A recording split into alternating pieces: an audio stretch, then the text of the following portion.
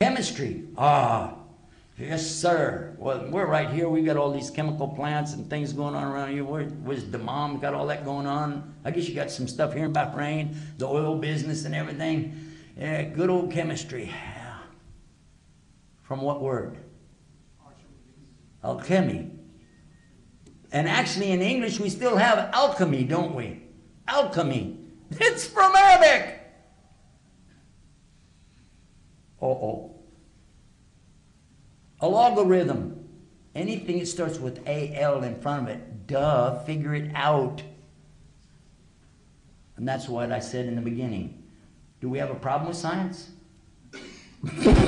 We're the ones that brought it. You wouldn't know science if you didn't know one thing. And this, I got to end with this one, but you got to hear it. Because for Muslims, some Muslims have a doubt about hadith. May Allah guide them. A hadith is a story. That's what it means. The stories and sayings of Prophet Muhammad, peace and blessing be upon him. But they say, well, we know the Quran is preserved, but we're not sure about these hadiths, so we just leave them all. Astaghfirullah. It is the very science of hadith that's used today in Scotland Yard to solve crimes.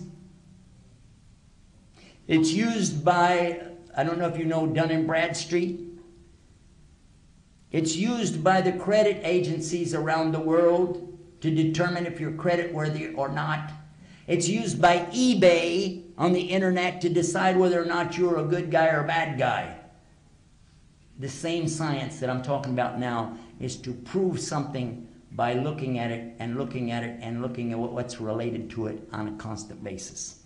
And that science was perfected by Imam Bukhari and his students, and one of them is named Imam Muslim.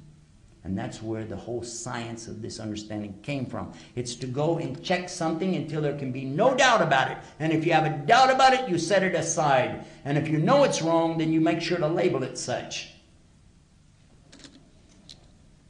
Is that true or false? Huh? I know. Relax. It's okay.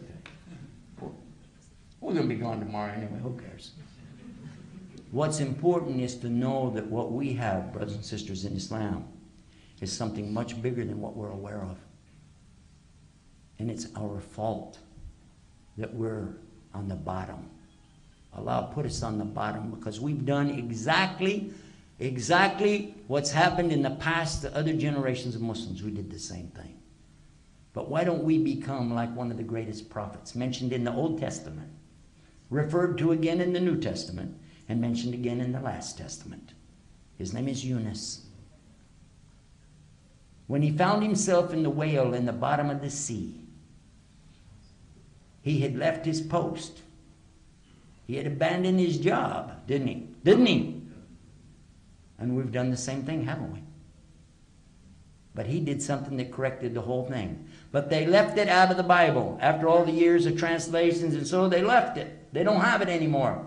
For the benefit of our guests, those of you who are not Muslim, you don't know this, so I need to give you this so you can understand how to get out of any predicament, out of any problem you ever get into, if you just do what Jonah did when he was in a whale. And that's pretty bad. At the bottom of the sea. For how long? Days and nights.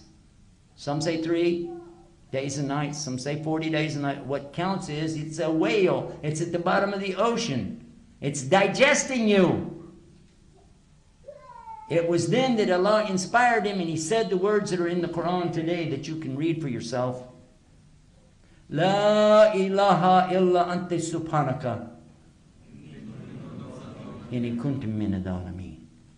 There's none to worship but you, O Allah. And all the glory and majesty is yours. And I blame myself for the wrongdoing. I did it to myself. Are you ready to admit that? It's my own fault, isn't it? Do I blame the Jews? Please. The Christians? Give me a break. The media?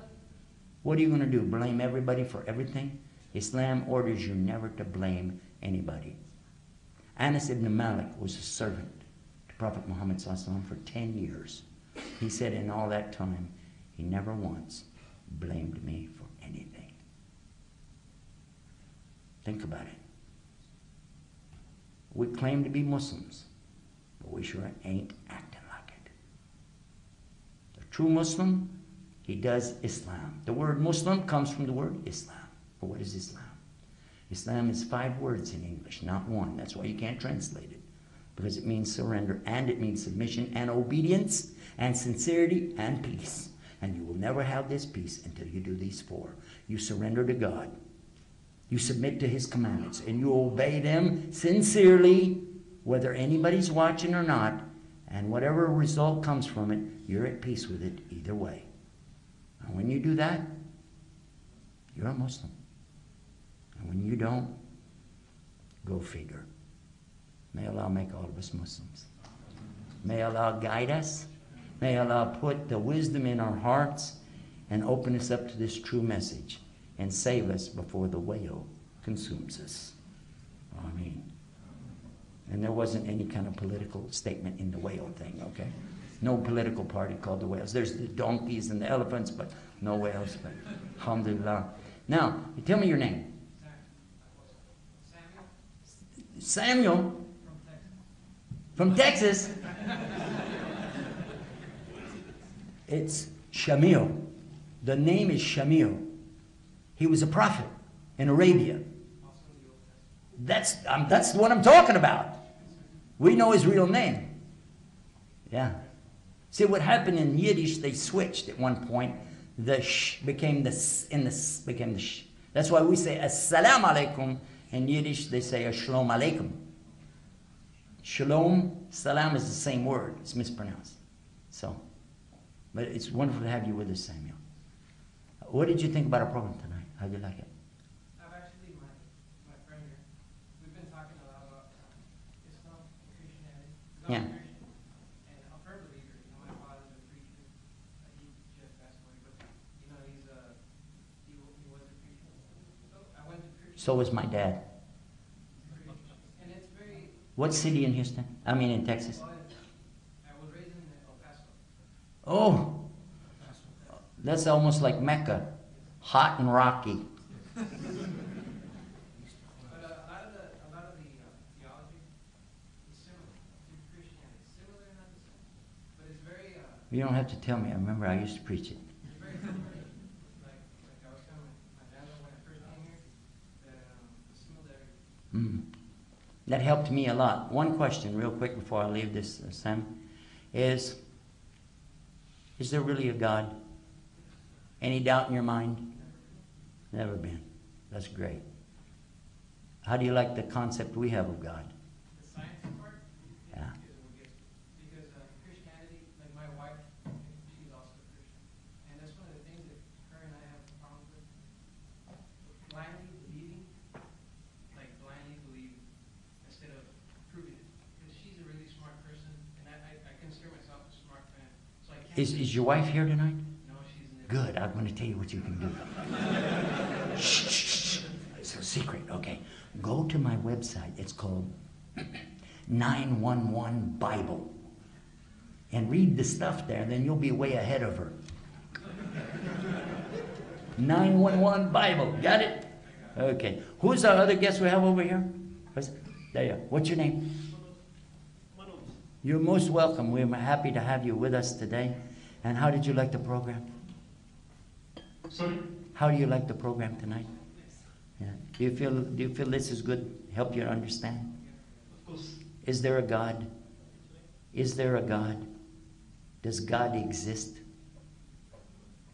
We believe in They God. believe in God. Any doubt? No, no, no. Okay. Is he one? Is God one? Yeah, it's good. Good. MashaAllah. So what I want you to do is the same thing I was telling him. Check out scienceislam.com and see what's going on with that. They should give you a little card that has some stuff on it, some other help before you leave. We have some other guests with us too. Who's the other guest we have? Another one? Any other?